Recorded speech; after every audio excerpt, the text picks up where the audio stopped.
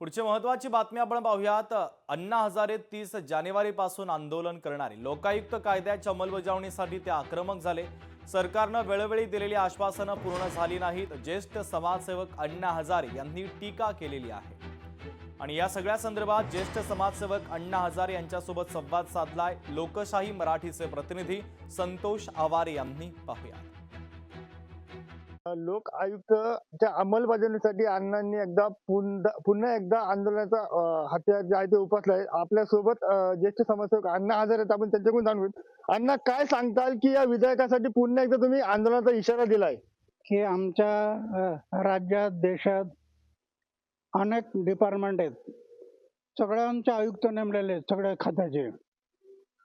लोकायुक्त कुठंच नाही, लोकांचा आयुक्त। लोकशाहीमध्ये लोकायुक्त महत्वाचा आहे, लोकशाही आहे। लोकशाहीमध्ये लोकायुक्त महत्वाचा आहे।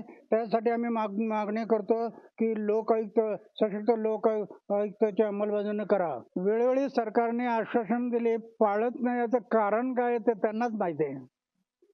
का कारण आहे? कारण जनतेचं हित आहे पण त्यांचं हित नाही असं मला वाटतं। लोकायुक्त जनतेचं हित आहे, लोकायुक्त लोकांचं आयुक्त असलं पाहिजे, सरकारचं नाही, लोकायुक्त।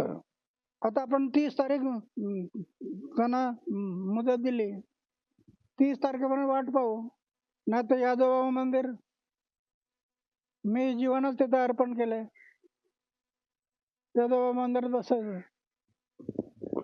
निश्चितच याची जर अंमलबजावणी झाली नाही तर 30 जानेवारी 2026 पासून पुन्हा एकदा अण्णा हजारे जे आहेत ते राळेगंज या ठिकाणी उपोषणाला बसणार आहेत। संतोष आवारे, लोकशाही मराठी, अहिल्यानगर। लोकशाही मराठी ऐका, पहा, जागरूक रहा।